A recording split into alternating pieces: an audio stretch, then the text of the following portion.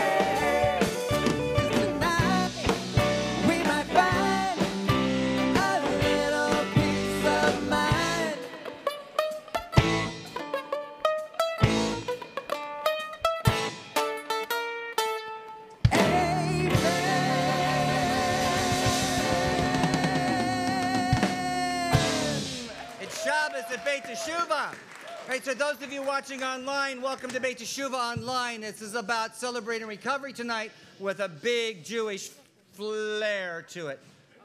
You're on tonight, aren't you? I love it, man. It's a good night. Let's go. Ready for Bim Bom? We're doing Bim Bom, everybody. Let's kick it up.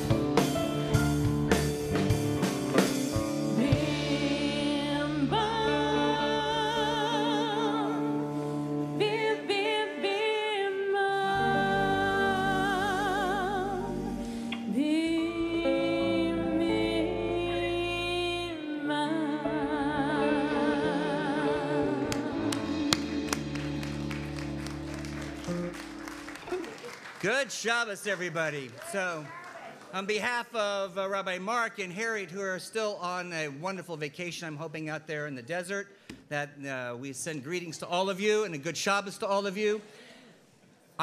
David, did you buy a new effects pedal or something tonight? That was really hot. Nice. The band's on tonight. It's the last Shabbat of the year, so it should be the best Shabbat of the year. Isn't that how it works? That's what I say. So I want to actually, for the opening drash, as you guys find a way to settle into Shabbat. I know you're all excited to be here. I do want to read something from Heschel. Now, some of you complain when I read something from Heschel. Too bad. I think it's really important what I want to read tonight, because it's what I think we're about here at Beit Teshuvah, and what I want you to focus on tonight, and to end the year in a huge way and move the year ahead that's coming. So Heschel says, the beginning of prayer is praise. The power of worship is song. First we sing, then we understand. First we praise, then we believe. Praise and song open eyes to the grandeur of reality that transcends the self. Song restores the soul. Praise repairs spiritual deficiency. To praise is to make God present in our minds, to our hearts, to vivify the understanding that beyond all questions, protests, and pain at God's dreadful silence is his mercy and humility. We are stunned when we try to think of his essence. We are exalted when intuiting God's presence. While it is true that being human is verified in relationships between humans, depth and authenticity of existence are disclosed in moments of worship. I'm going to read that line again. While it is true that being human is verified in relations between humans, depth and authenticity of existence are disclosed in moments of worship. Worship is more than paying homage. To worship is to join the cosmos in praising God. If you don't think that's big what we're doing, then you're not paying attention. To worship is to join the cosmos in praising God. The whole cosmos, every living being sings. The psalmist insists, neither joy nor sorrow, but song is the ground of the plan of being. It is the quintessence of life. To praise is to call forth the promise and presence of the divine. We live for the sake of a song. We praise for the privilege of being. Worship is the climax of living. There is no knowledge without love, no truth without praise. At the beginning was the song, and praise is the human response to the never-ending beginning. The alternative to praise is disenchantment and dismay. If you don't come here and open your mouths and open your hearts and sing praise, then you're missing 90% of what it's all about. It is the doorway to prayer. It is the doorway to understanding. What we sing may be words you don't know, but you can still sing from the heart. Judaism is all about praising God. Judaism is about being grateful to God. Recovery is about being grateful. if we don't open up, Harrison, and sing at the top of our lungs? I know.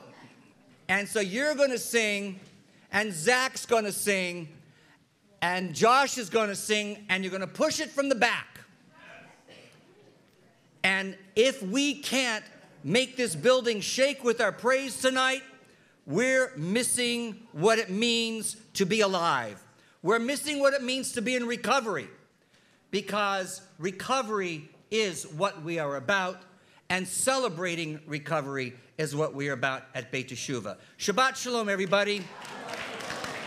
Let's open with a nigun, a song, a wordless song. You don't need to worry about words. So in good rabbi fashion, let's blow out the schmutz of the week and breathe in the joy of Shabbos, and let our soul sing a nigun.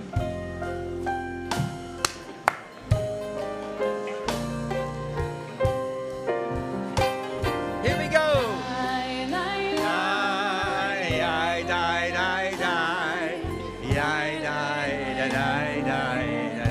I'm watching you, Zach.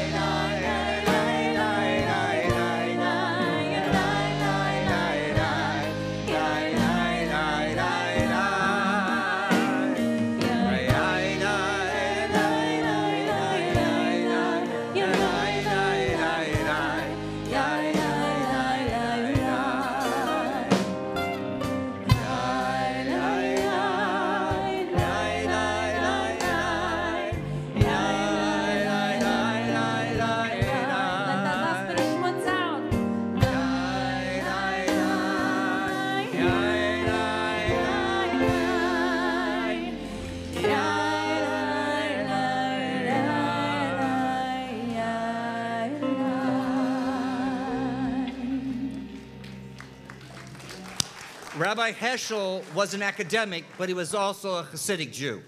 And so he believed that you could connect to God right now. And if you don't believe that, then you ain't doing the work.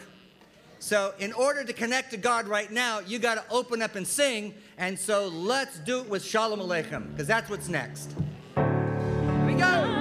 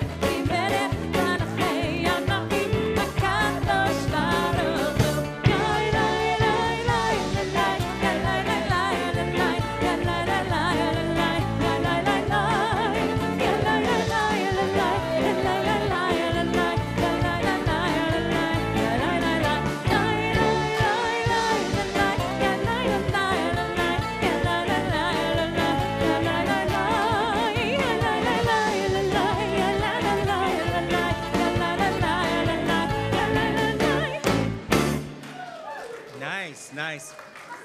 Harrison, that was okay that time. You can eat the food later on, Harrison. You should be singing now. Okay, all right. We're not done yet. Singing, getting into it. Shiru Ladonai is next. If you're following along, it's either on page 8 or on the screen. Let's sing a song to Adonai.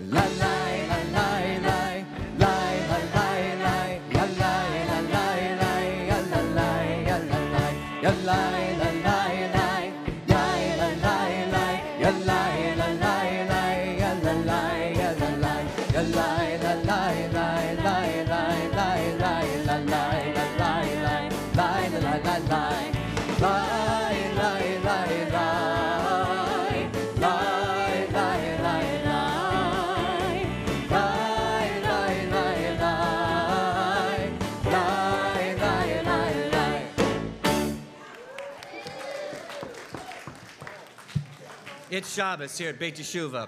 And at Beit Teshuvah, don't we just sing and praise, but we also recognize certain people along the way. So I want to call up Johnny S. and Sally P. to come up.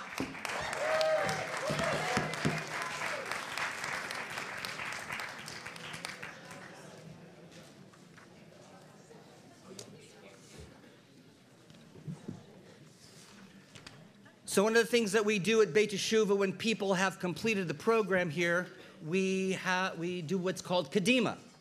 And the kadima is a very interesting word because it doesn't mean, even though I just said it, you completed the program. It doesn't mean you've graduated, doesn't mean I'm done, doesn't mean I'm finished, doesn't mean any of those things. Kadima in modern Hebrew means something like forward. It means something like come on. It means something like, let's do it. It was what the commanders used to say to people in battle. It says, come on, here we go. Time to move forward. Comes from the Hebrew root kadam, which means to advance, to do first, or to precede. So, when somebody at Beit Teshuvah has their kadima, right, doesn't mean you're done. It means now it's time to move forward. Right? Now it's time to move on to the next part of your life. Right? The recovery piece of moving out of the protective shell here, moving out of the womb, so to speak, and knowing where you're connected, but it's also about now you're out there. I mean, you're back in San Diego, dealing with life there. You're here in the neighborhood-ish. A mile away. Ish. And we were just talking about it, dealing with the challenges out there. And this is the piece. We say here all the time, and I was saying it today, if we don't have recovery first, right? First things first, then we're in trouble when we get out there. And we have birthdays coming up today, people who have been out there, who are still working programs, who are sponsoring people, who are keeping first things first. And that's what we need to do when we leave Beit Teshuvah and move back out there. What does Harriet say? If you don't come back to Beit Teshuvah to visit, you're going to come back to stay. So part of your Kadima, just like tonight, means you need to be back here. You need to come back and come to Shabbos once in a while. You know, build up the community here of sober people, people staying in recovery, people that are examples to everybody in the house. You too get to be examples. And I say that with a smile in my heart, Johnny. But it's a big deal. You know, I have relationships with these two people. That's why I'm so glad it's tonight. You know, we get to be examples to everybody here. And that's what being Kadima means. Moving forward and leading other people into recovery. Leading people into recovery. So we have, you know, these wonderful Kadima certificates that happen. Like at school, these are not signed yet by Harriet and Rabbi. So these are photocopies. So that means you're going to have to come back to get the original. But I'm going to give this to Johnny and the book that Rabbi Mark wrote, Finding Recovery and Yourself in Torah. You know, if you don't know the book, it's every day reading pieces from the Torah and about recovery. So Johnny, here's for you, my brother. Thank you very much.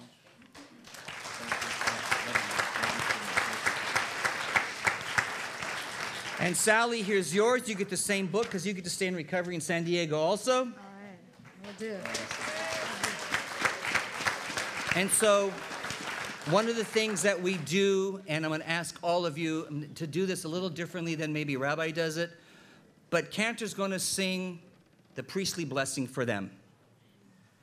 And I'm going to ask all of you to envision yourself as the priests as well, blessing these two people. And so either with one hand towards them or two hands towards them, I want you to offer the blessing to them with Cantor. Would you do that with me?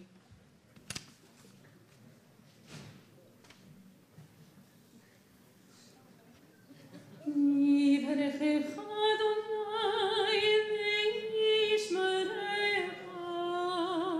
the Lord bless you and keep you.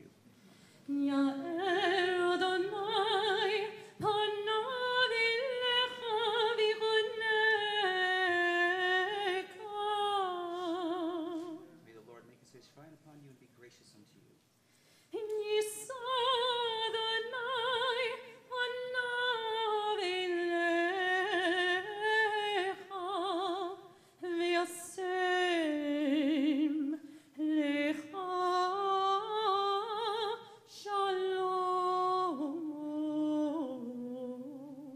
the Lord lift up his face upon you and give you peace, give you wholeness. And let us all say, Amen.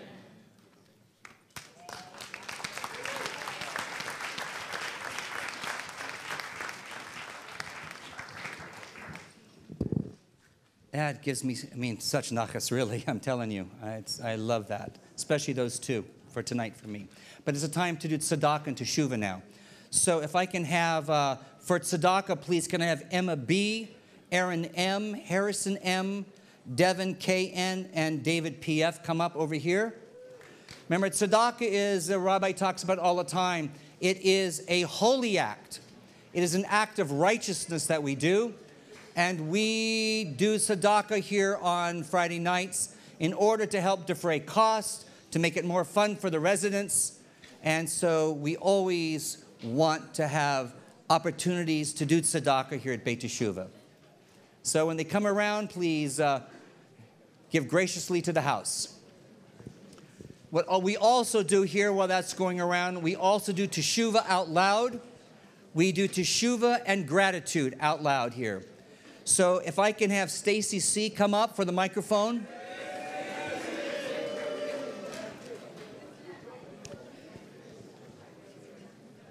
Thank you, Stacy. And so if you have a teshuvah to make or words of gratitude, this is the time to do it.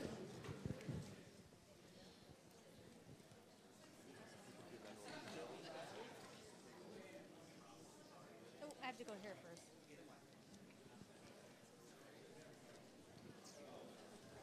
Hi, I'm Dane.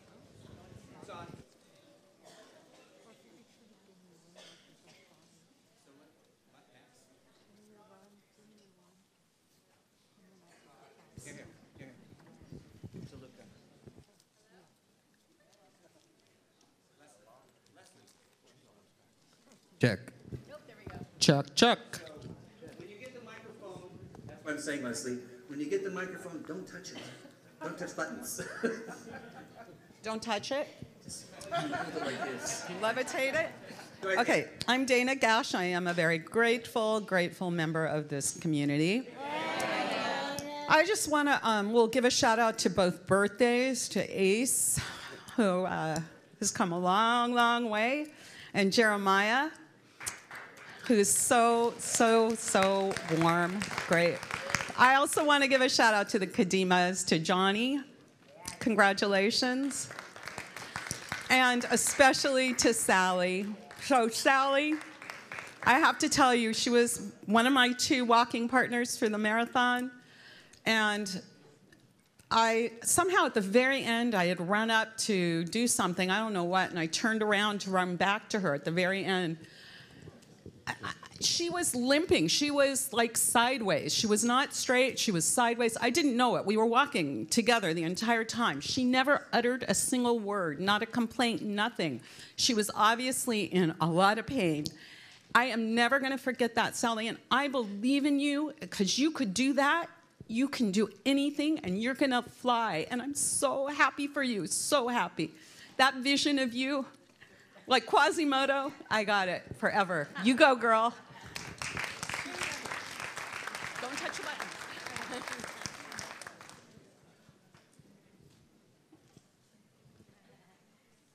Hi, everyone. I'm Susan, and I'm a grateful member of this community.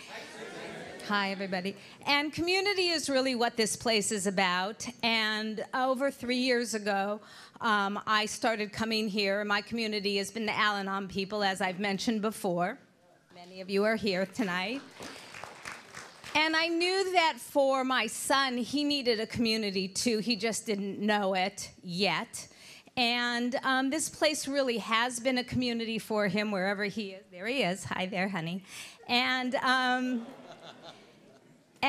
it is, we've come so far, and one of the things that I'm so grateful for is our ability to communicate and to share and to have time together as a family, as individuals. And we couldn't have done it without this community, couldn't have done it without Bela and Kaylee and the rabbi and Harriet and all the rabbis. And all the people that put up with him, because he's not easy, and all the people that put up with us, because we're not that easy either. So I'm very grateful, and for those of you who are newbies, you know, just know that you have a community here, and we, even the parents of this people here, the members here, we're here for you. Just stop us, and if we don't, you know, or we'll come up to you, okay? So we are here to support you, and thank you very much.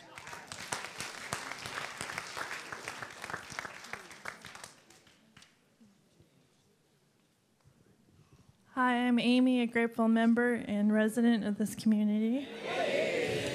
I just want to wish Jeremiah a happy birthday and tell you how much you mean to me. You're a great inspiration to this community, and I thank you for being you.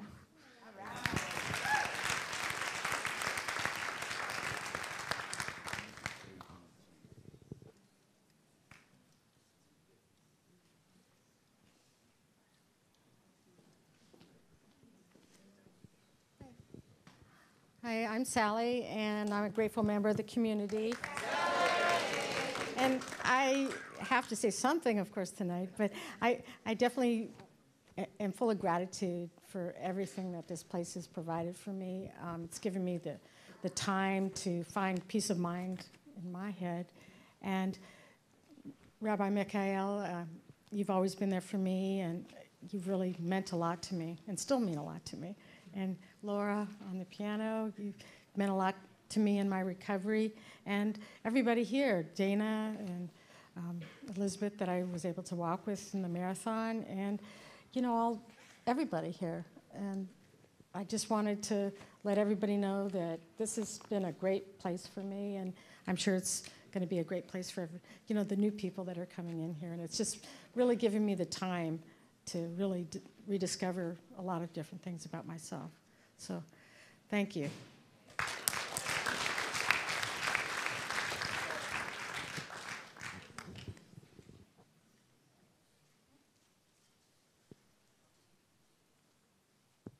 I'm Johnny. I'm a grateful member of this community. When I came into the house almost a year and a half ago, I looked at everyone that was standing where I am today and said, I want all of that. And today I have everything I never thought I could have. Holiday time is weird. It's like, you know, it used to be an excuse to get effed up. Then again, like a windy Wednesday or like a rainy Thursday was also. But I really just gratitude in the transition from in the house to outside of the house. The advice that I'd say that everyone is accurate with is like make sure you have people or a circle or a community when you leave, because these people aren't always going to be here. I know my mom is watching. She asked me about 13 times if they were going to live stream it. I'm grateful for my parents, my family, my friends, my girlfriend, and everyone that's been here to support me. When I took my cake for my 1 year, I forgot to thank Rabbi and Harriet. So tonight I'll thank them. Thank you, Rabbi and Harriet. And yeah, thank you, everyone.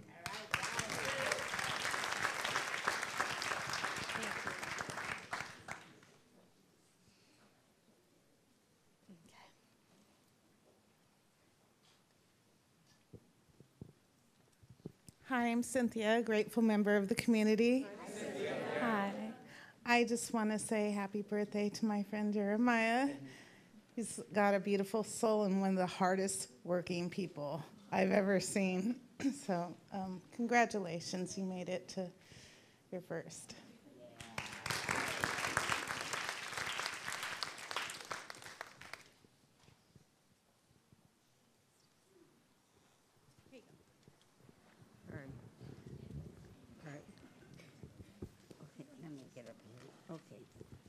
I want to thank, even though she was not able to come, Joan Rakely. She was the one that recommended this place for my daughter. I think she's sick, and she called me. She said she was sorry she could not come. But I want to thank this place for what it's done for my daughter, Sally, this last year, that it has made a whole new person out of her, which is really something. She was very depressed, and it's just made her a whole new person. And I want to thank this place for thank you. Thank you.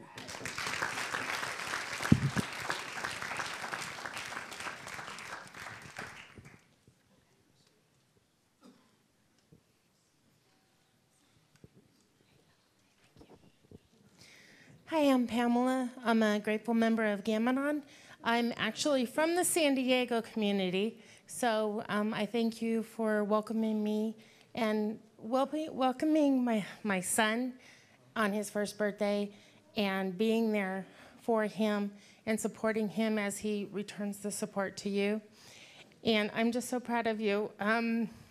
It's been a struggle, but it's been worth it, and it's been beneficial. And I thank and praise all of you guys. Thank you.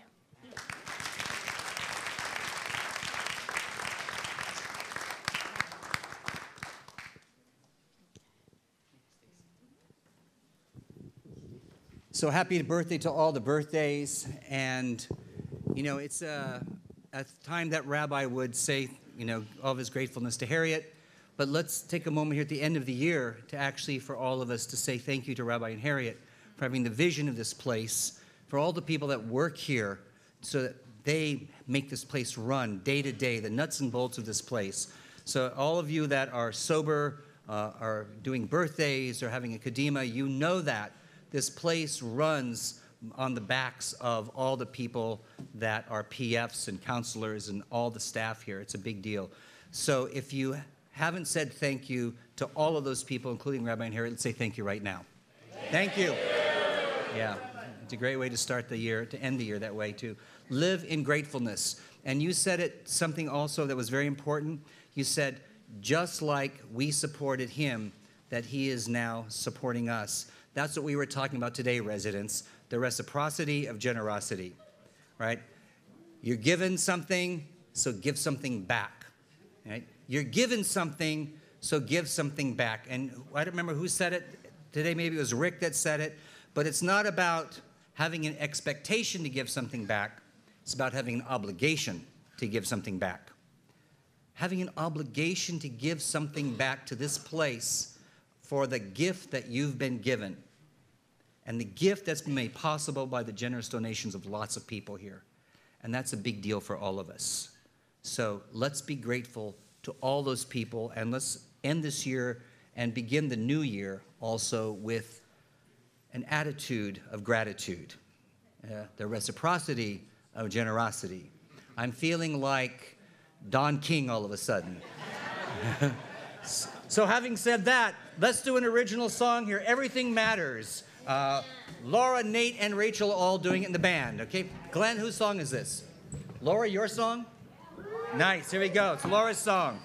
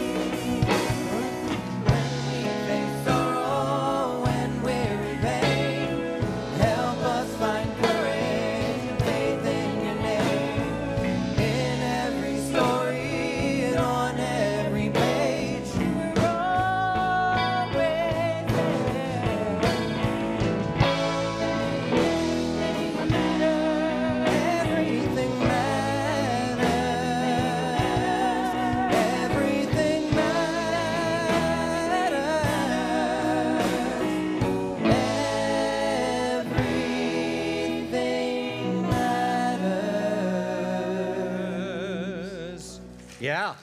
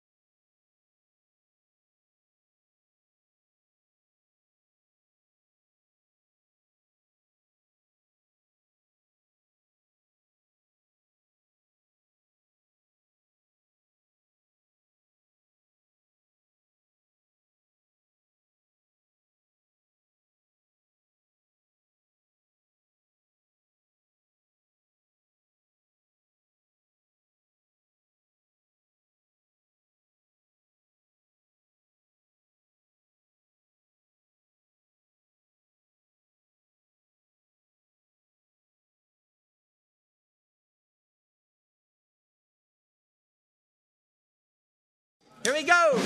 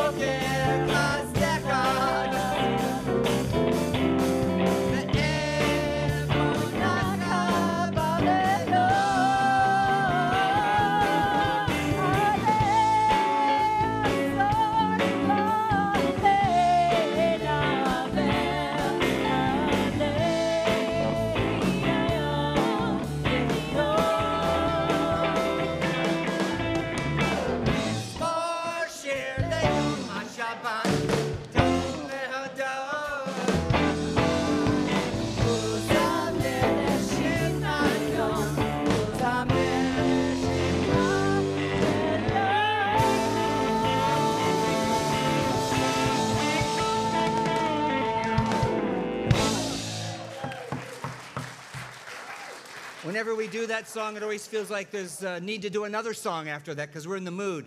So let's welcome the Shabbos bride in and do Licha Dodi. Or I can't say Licha Doidi. Here we go. Let's do this, everybody. Shabbat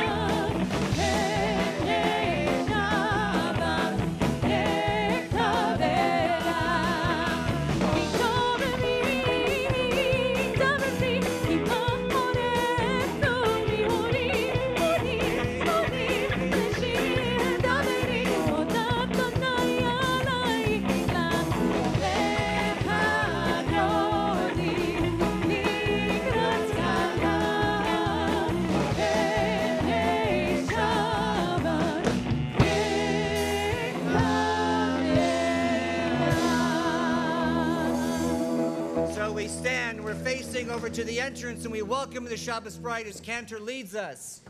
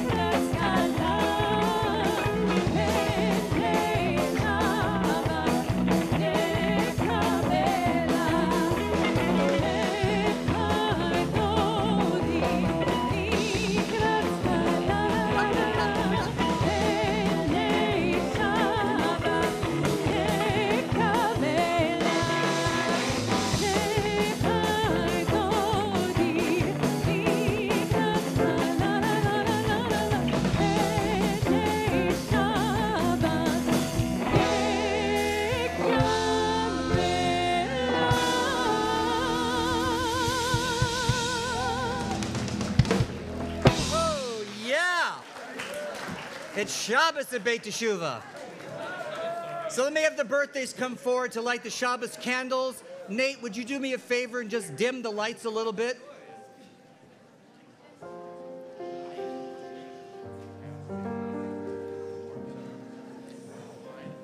So let's bring the quiet back into the room as we get ready to focus on the candles. Yeah. Let's join Cantor in the blessing.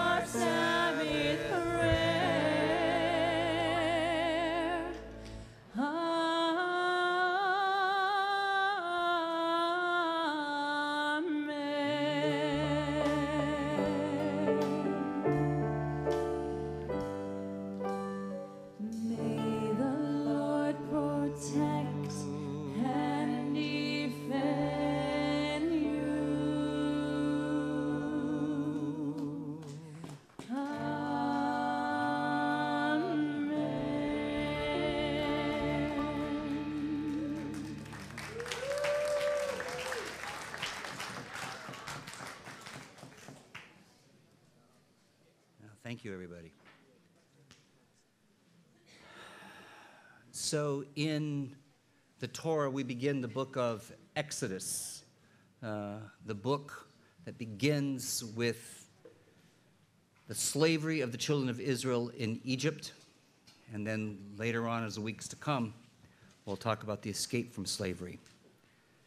So this afternoon at the big ethics that we had, I was talking a bit about the year that has gone by and how we look at the year to come.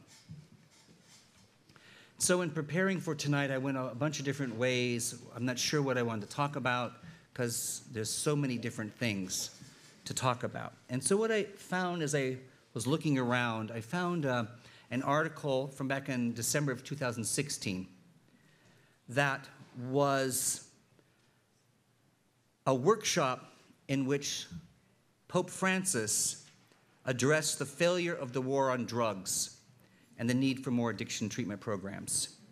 It says, back in 2016, Pope Francis spoke extensively on the human toll taken by drug addiction, which he likened to a new form of slavery, and urged that more efforts to support addicted individuals, such as rehabilitation programs, must be made available.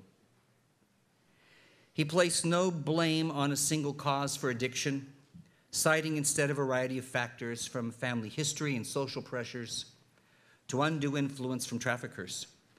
People should not give in to the injustice of classifying the drug addict as if they were an object or a broken mess, he said. That stance largely informed the tone of compassion and understanding that the Pope struck throughout his speech at the workshop.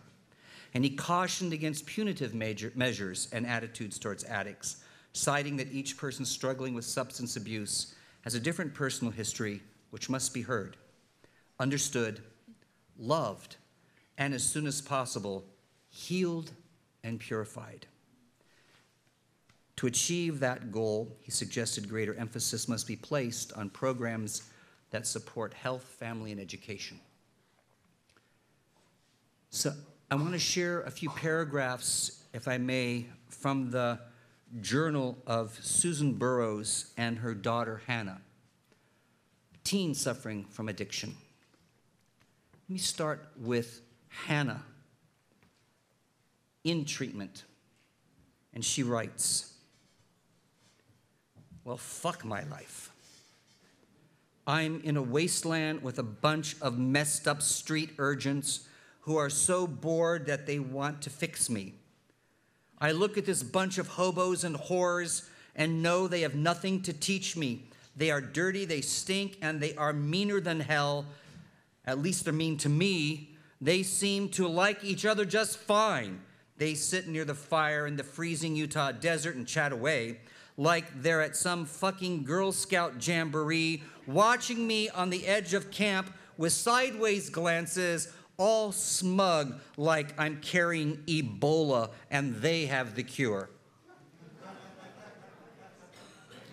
She continues, I'm not allowed to join the group until I write my life story, and they're making me live on the edge of camp until I do. I close my eyes and try to imagine Dylan, but for some reason, the images that come are my mom's face when I was leaving and my dogs trailing me out to the van like we were going for a ride. I tucked my earlobes up under my cap and decided right then and there that I will have to go through the motions to get out of here as fast as possible. They are trying to get inside my head by knowing about my life, and if that's what it's going to take to get out of here, well then fine. I can crap out some drama for them, let them stir it around, and get on the next flight home. The therapist here, Jason, comes the next day, crunching over the scattered patches of some new snow with his beat-up work boots and camo pants, and I'm a good girl, telling him I'm ready to write my life story. That's good, Hannah, he rasps, in a look-through-you kind of way. You can sit in group session today and then start the assignment during the personal time. Great. I have to let the bitches take me apart, and then I will have to take myself apart. Why? I'm just fine the way I am. I'm fine. But the fire looks warm, and my mother's sad face is waiting just behind my eyelids. so I gather up my shit and join the group. Surprisingly, the bitches do not jump on me. Maybe it's a welcome gift. I listen to them, these girls who have been abused and raped, the alcoholics and the drug addicts. I admit, mostly, I think, get over yourselves, bitches. But who is this little girl? She couldn't be more than 13 years old, and why is she here? Who gave this girl heroin?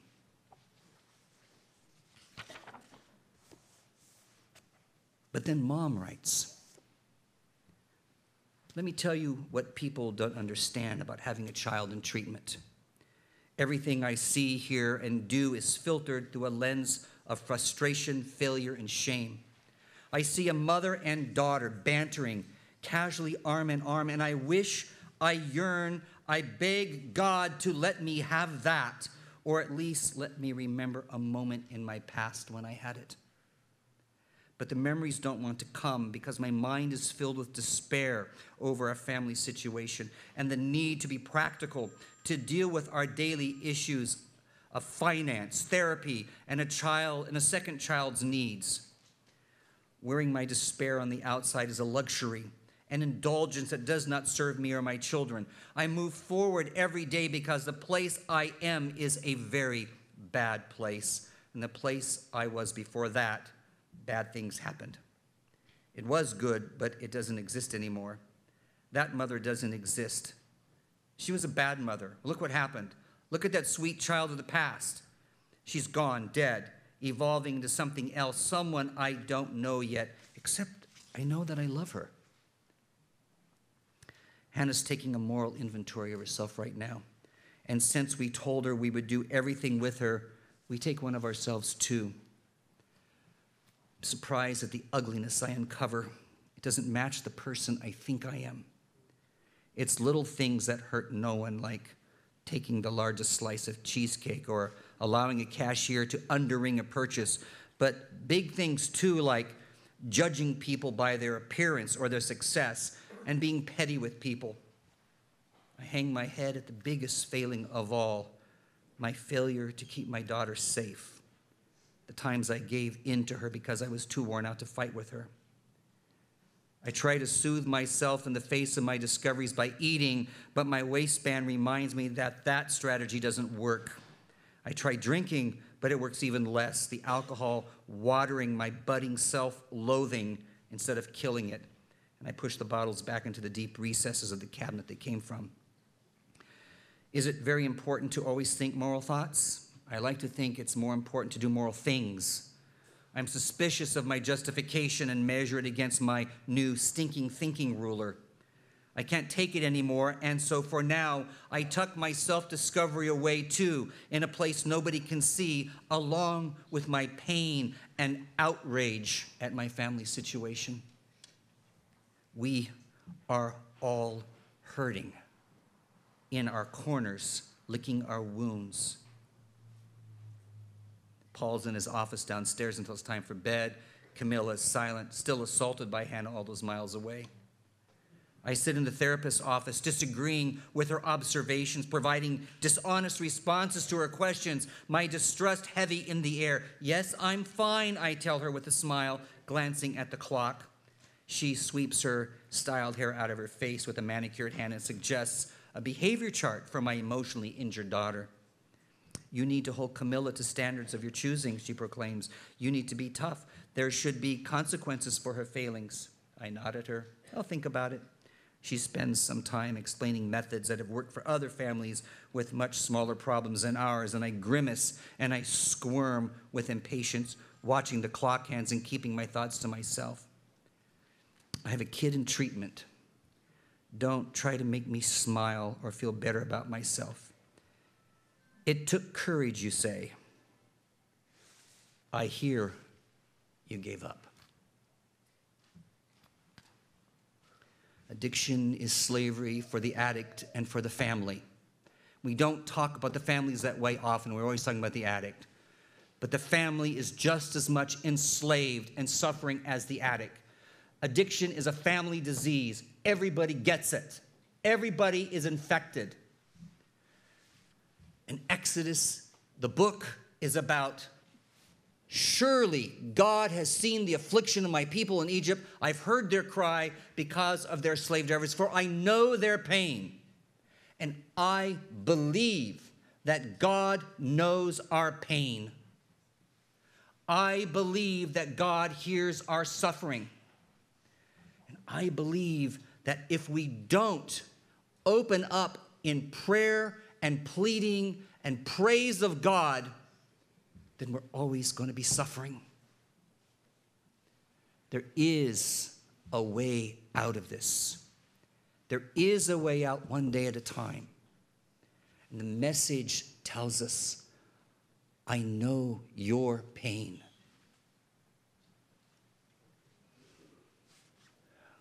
Let's move together in this new year and have compassion for each other around us, and recognize the pain that we all carry around in these wounded souls that we have in our bodies.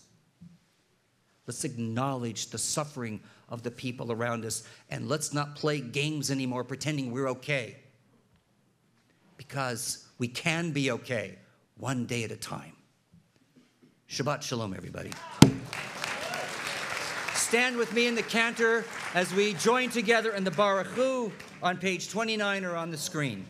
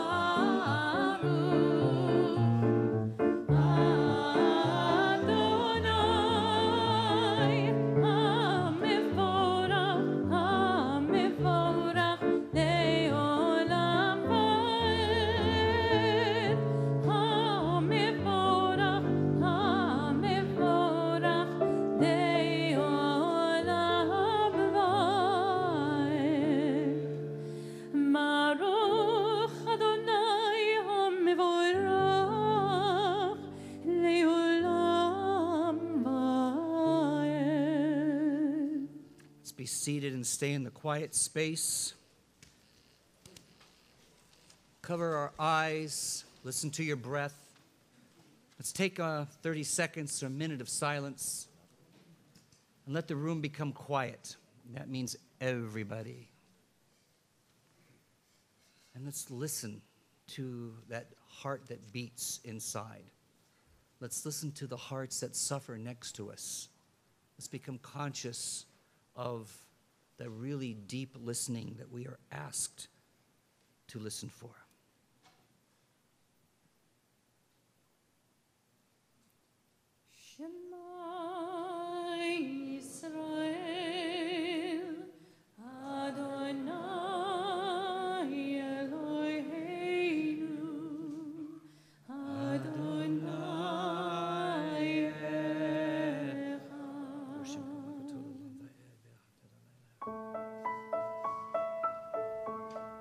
Say shalom. God is the one who makes wholeness, makes peace. Let's sing about it and rejoice. Shalom bimroma, hu yaseh shalom aleinu. Shalom bimroma, hu yaseh shalom aleinu. Shalom bimroma, hu yaseh shalom aleinu. Yaseh shalom.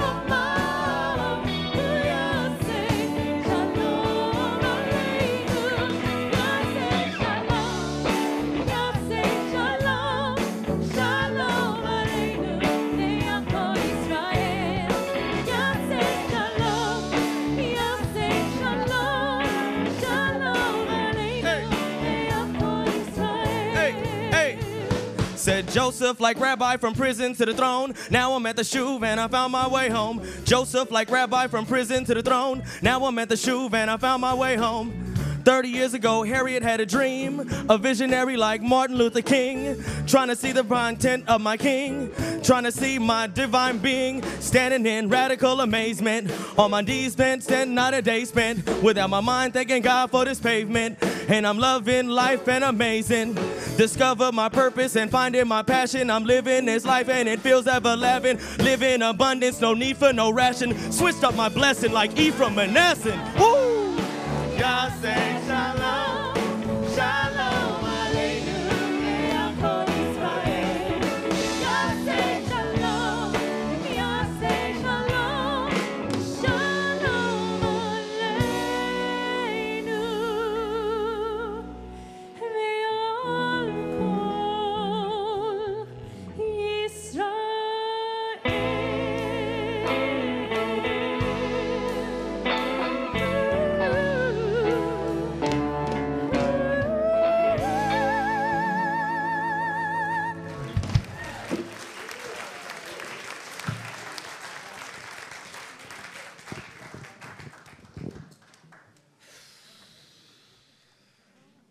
It's always hard to make the transition from that to the next, and yet they're connected very deeply. When we say the Kaddish, Kaddish is words of praise about the mystery of it all. Praise, we don't understand life and death, and yet we say words of praise in the words of the Kaddish. Over and over again, we say these words. So for those of you that are observing a yard site or remembering somebody who has passed away, I ask you to stand at this time.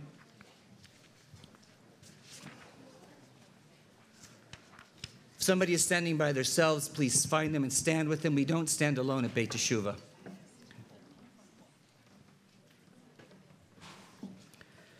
So observing yard sites today, Mark Orleff, Frida Feinberg, Phil Frumer, Andrew Zimmerman, Melvin Shore, David Resnick, Victor Redstone, Florence Neubauer, Shirley Waldstein, Arya Zelig, Sonny Familian, Rhoda Bergman, Ida Lubert, and for those that are observing the year of mourning, Meredith Baskin, Patricia Beckerman, Richard Block, Bobby Dorn, Sylvia Feldman, Barbara Herr, Yale Herr, Steve Katz, Dwight Keys, Jody Labov, Rachel Machbitz, Hyman Miller, Brett Nadler, Isaiah Negretti, Ed Praver, Dee Dee Quinn, Gene Redstone, Tyler Shamish, Erwin Shapiro, Michael Shapsis, Michael Cielski, Phyllis Tell, Lester Trackman, Hannah Wilson, Donna Zivik. And as I come around, please mention the names of those you want to remember tonight.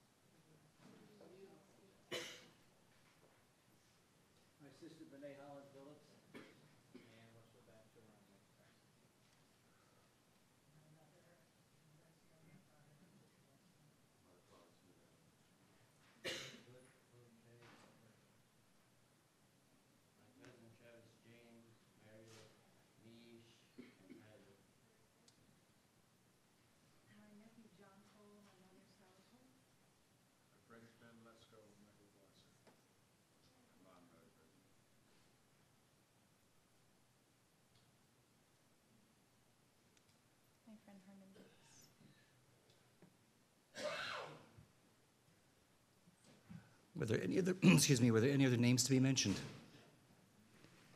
So for these names that we did mention, for the names we hold in our heart, the names that have no one to mention them, we say the words of the Mourner's Cottage together on page 67 or on the screen. Yikadal v'yikadash shemei rabah. Amen. Be'alma divrach hirutei v'yamlich machutei. B'chayechon uv'yomechon uv'chayei dechol Beit Yisrael. B'agalav izman kari v'emru. Amen. Yehei shmei rabah mivarach le'olam u'lemei almaya. Yitbarach v'yishtabach v'yitpa'ar v'yitromam v'yitnaseh. V'yit hadar v'yit ale v'yit halal shmei d'kutsha b'richu.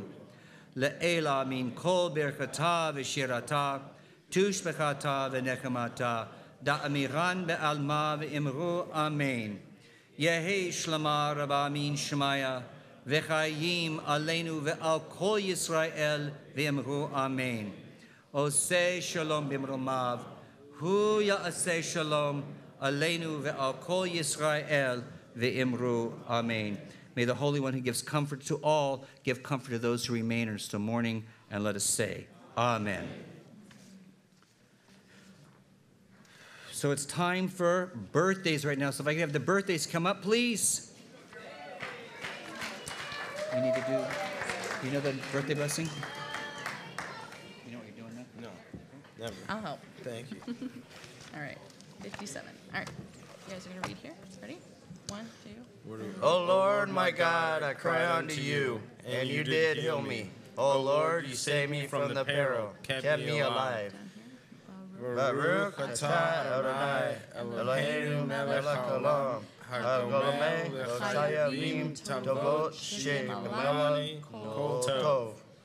Praise are you, Adonai, our God, ruler of the universe, who bestows good beyond our deserving, and who has dealt graciously with me. Together, Mi shigemalcha kol tov, hu yigemalcha kol tov, Selah. May the one who caused you good always bestow goodness upon you. Amen. Let's bring the cakes Thank out. you so much. You guys have to make it one over there, one over there.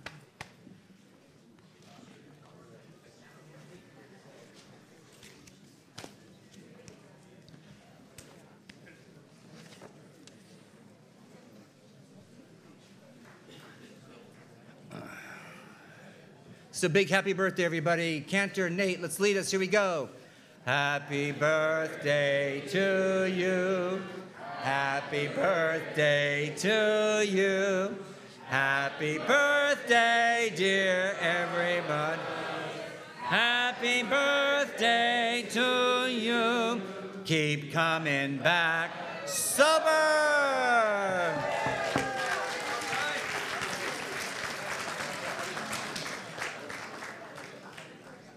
Happy birthday, everybody. So Zach is back in the back. I know he's there. He's timing the birthday speeches in our new culture here. At 2.5 minutes, an alarm gets sounded. At 3 minutes, the hook. So we have 2 birthdays tonight. Jeremiah coming up. Jeremiah, get us started, okay, brother?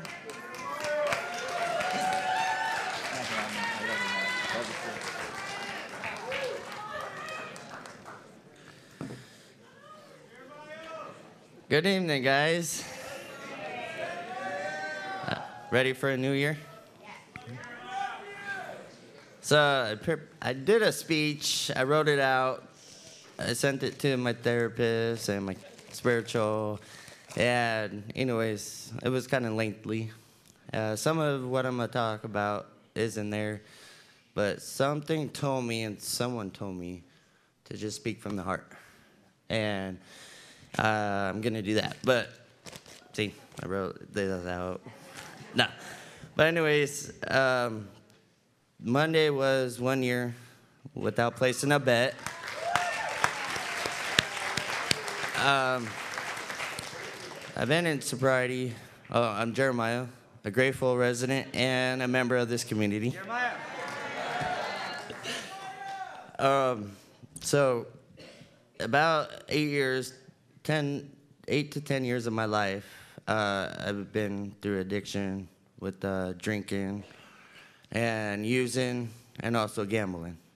About 4 of the last years, my gambling got worse to the point of losing a lot of money, time, desperation, and being desperate and trying to do things, outside of a mind.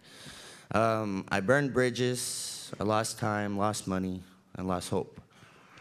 About 3 years ago, I was in Colorado. I'm from San Diego, but I was living in Colorado with my dad. My gambling got really worse. And I won money, I lost money, and I figured, that I was going downhill, like big time. And my dad and myself told me I had the bigger problem with gambling. I just, real quick, I've been sober from alcohol and drugs for about 4 years and 1 month now.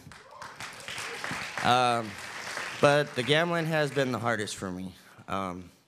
And so anyways, about 2 years ago, I came to Gamblers Anonymous. And ever since then, I've had ups and downs with it. Last year, 2 days before Christmas, I had about 7 months absent from gambling.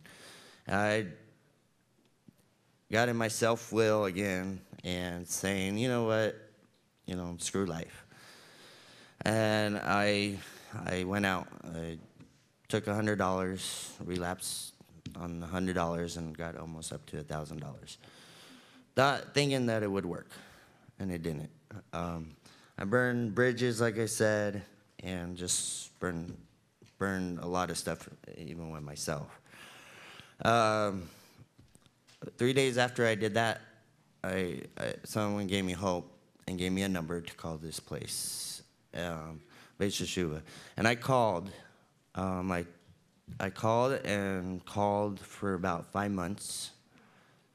Waited to get here for 5 months. I called 2-3 times a week. I talked to Brad, who's a counselor here for a gambling program.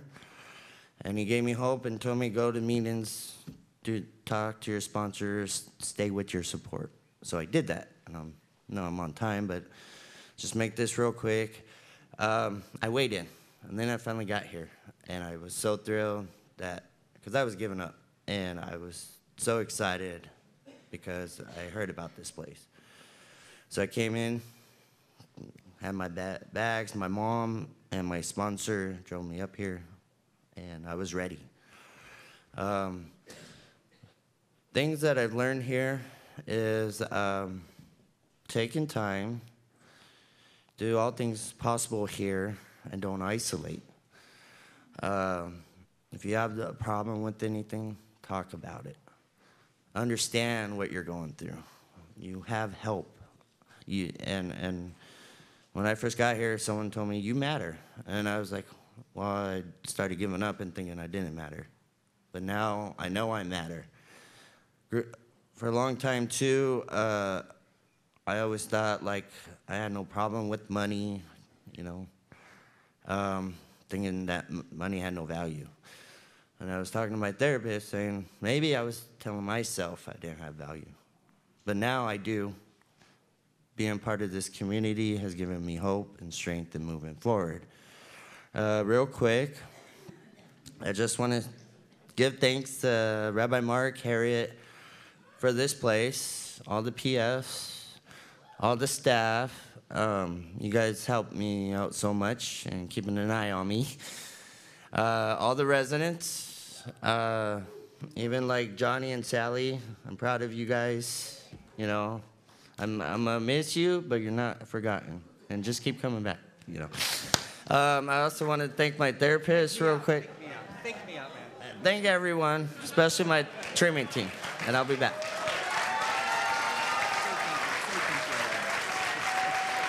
Thank you all. I love you, man. Come in. We've got Ace for 2 years of sobriety.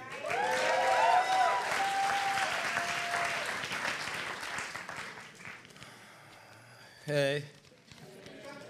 I gotta get this open. Hold on. I get nervous when I speak in public. Yeah. So, it's good to see everyone. Hi. I'm Ace. I'm a really grateful member of this super dysfunctional family that we call Beit Shuva. I really love this place. Walking in through those doors is like walking into home, you know. It's familiar, there's so much nostalgia. I spent a long time here causing havoc, and there's a lot of good memories, and there's a lot of bad memories, but it's home, you know. I lived here for 16 months, but it still feels like home whenever I walk in, and that's the magic about it.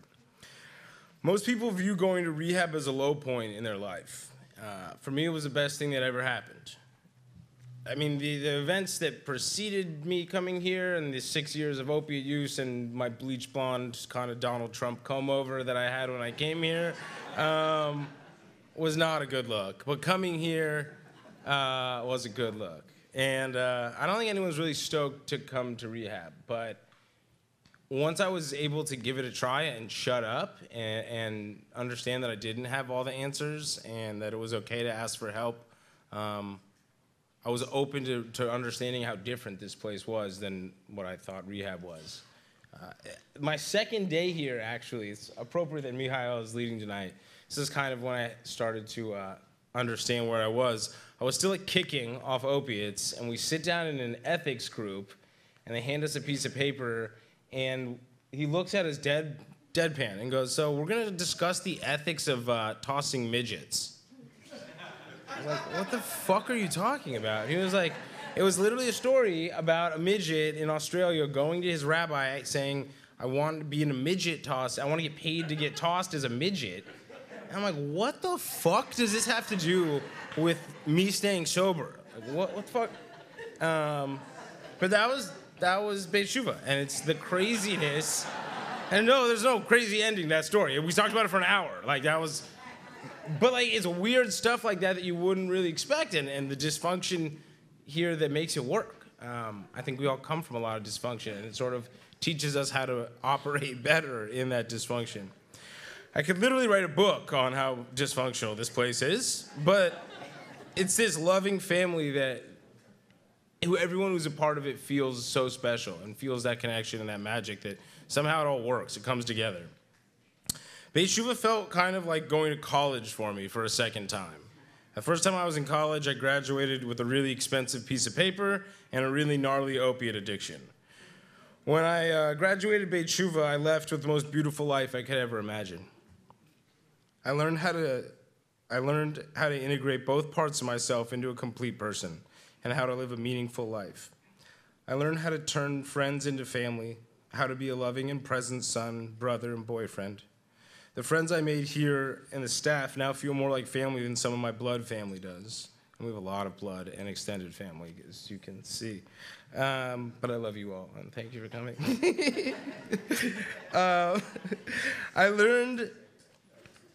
I left here with a renewed passion for living and an appreciation of my self-worth, like you talked about. I think this place, the community teaches you that, and you learn how to build self-esteem and care about yourself. I have like monthly, kind of as needed ad hoc tune-ups, my spiritual tune-ups with Rabbi. And I asked him the other day, like, what's the thesis of your whole message? He's trying to figure out a podcast. And he said, it's you matter. And I think that, so many of us don't feel that when we're out and we're running around. And you have to tell yourself those lies that allow you to continue being a piece of shit and lying and stealing and using. and this place holds you accountable in a way that's really special. This place helped me find my purpose. It helped me understand that I could have an impact on others and that my struggle could be used as strength. And I was able to intern here and then find a career path that allows me to use the struggle that me and my family went through. Sorry, dude, it's still going. Help other people. Thanks to this place, I'm now on my road to getting a doctorate in psychology, and one day, maybe I'll take over as rabbi. In a second, the second year of my sobriety proved to be much harder than my first. The first year I was surrounded by the structure, accountability, and programming of the safe cocoon that's Beit Teshuvah. After leaving, life gets big real quick, and it was up to me to hold myself accountable, to make time for self-care while balancing a career, bills, relationships, and the rest of what life throws at you. When you're not in treatment, you're only accountable to yourself and the people you love. The sense of community at Beit Teshuvah, finding ways to incorporate spirituality and the principles into the life you're building were foundations of my success. I'm so lucky to have a roommate who's more like a brother than a best friend. Xander, I not only rely on your pro bono therapy sessions, but you redirecting my ethical and moral compass on a regular basis. Kaylee, I love you beyond words. You're my rock, more like a little pebble, because you're tiny. You might be the strongest person I know, and your dedication to building the life you want against all the odds has been such an inspiration to me. I have the most immense respect for everything you've overcome and what you've been through.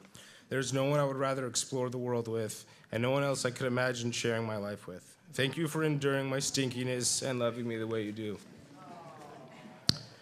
Mom and Dad. Our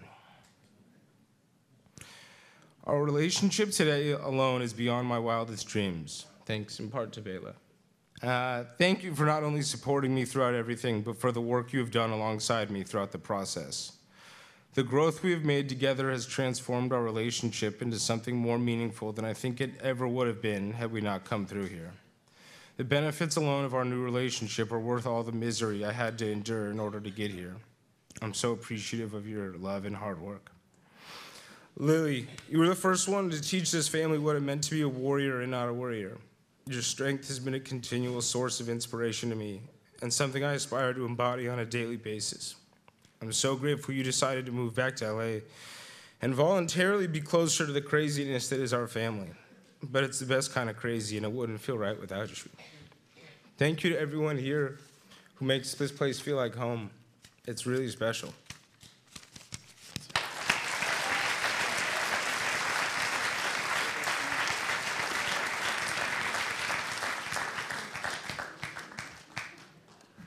So it was dwarf tossing is what it was. It was dwarf tossing. Whether it was halakhically appropriate or not to do it. It's true. It's true. So this is the time, and it's a perfect time for us to remember those in our community that are suffering and need our prayers for healing. So at this time, let's say the names of those that we want to remember in our prayers.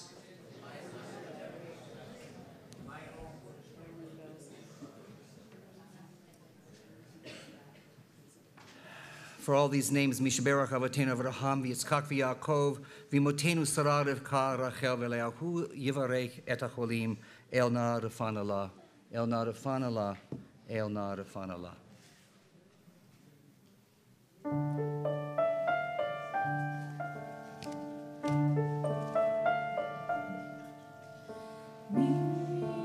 Mishaberach Avotenu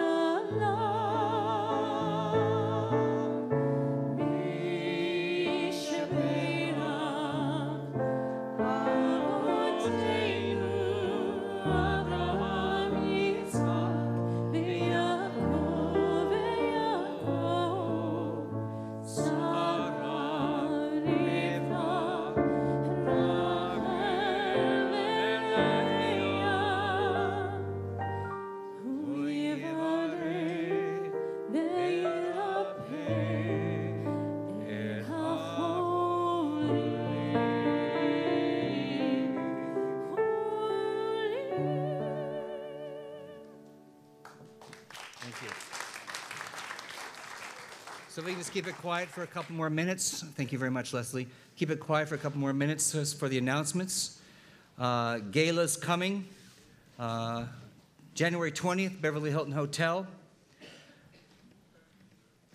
It's our major fundraiser. And we talked about it last week, the seriousness of the opioid addiction. And we last year raised $2.2 million. Our goal is $1.8 million. Why not make it 3 this year? So for those of you who are planning on coming or making donations, contact Avia Rosen or Janet Rosenblum. And there are also registration forms back on the tables in the back, and you can purchase tickets online or on the website. You can still join the 2019 Beit Teshuvah Marathon team. It's not too late. Marathon is March 24th. If you're interested, contact Melanie in the office.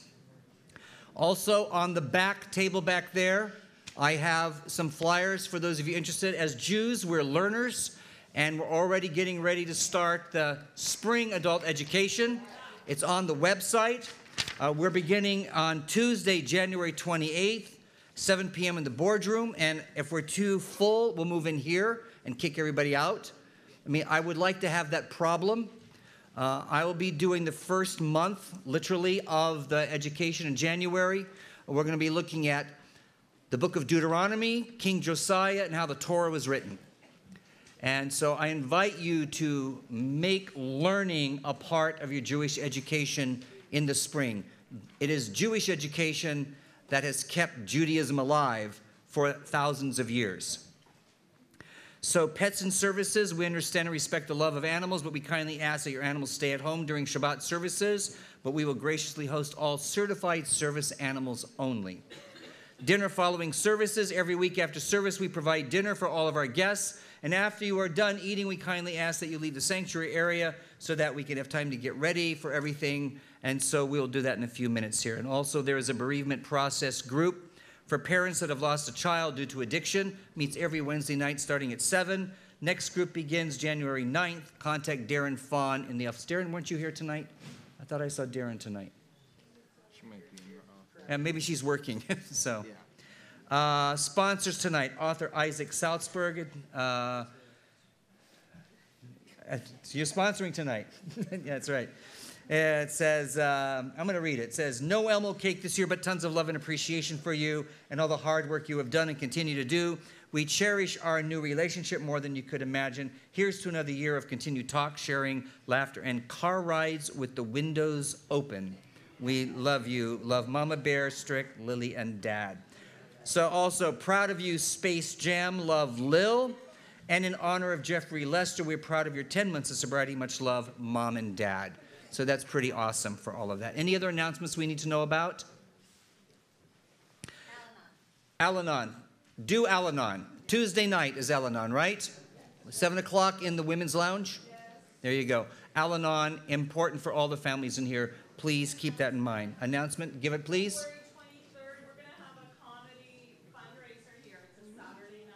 Saturday night, February 23rd, comedy fundraiser here. Okay? Lovely. We'll do more of that coming up. So we're going to sing Oz V'Zimrat Yah to close out before Kiddush. So please stand. We're hugging it out these days. So let's make this. Kobe and Nate help us out here. All right. So you know how this goes. We're all going to join in this together as one. And then the left-hand side is going to continue on with me. And then part B is going to enter with them when they start singing. Here we go, Nate.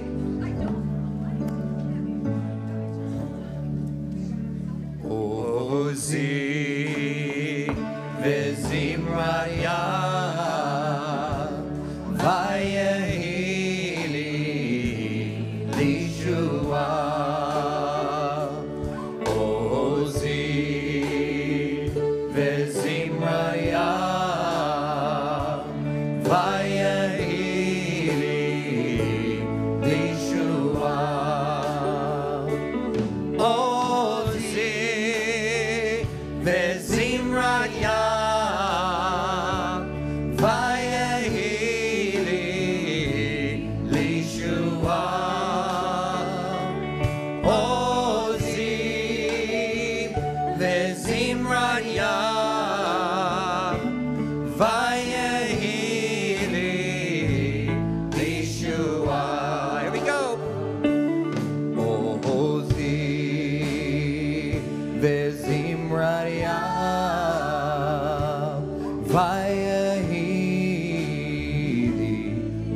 Yeshua. Ozi Vezimradia Vayahidi Yeshua. Going up. Ozi Vezimradia Vayahidi Yeshua. Ozi Vezimradia Vayahidi Yeshua. Ozi Vezimradia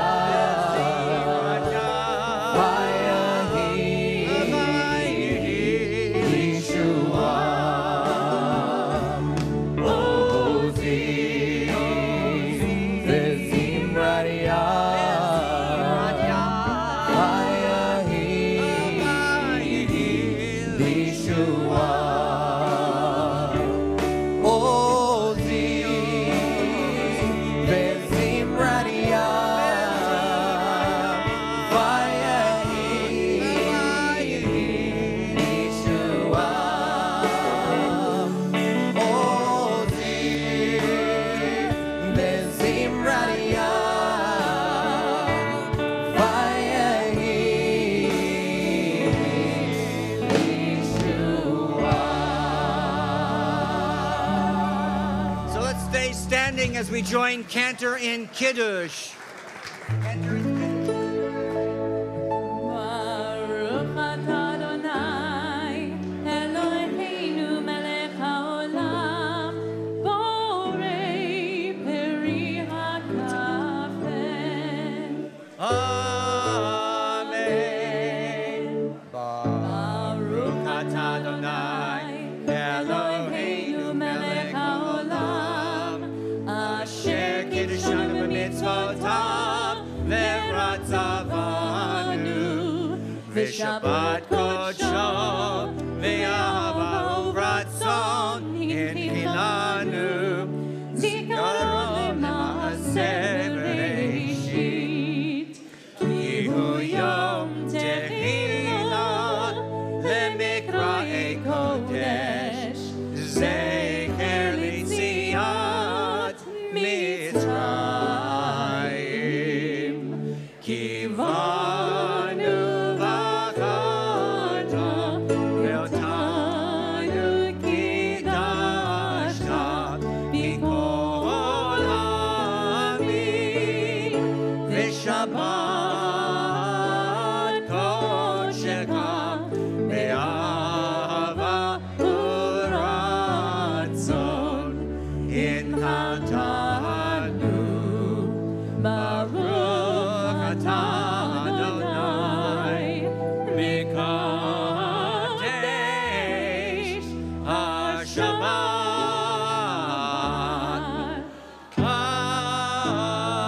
Amen. Now touch the challah or touch somebody touching the challah and join Cantor in the Motzi. Baruch atah Adonai Eloheinu melech haolam, Hamotzi lechem min haaretz. Amen. Good Shabbos, everybody. Happy New Year.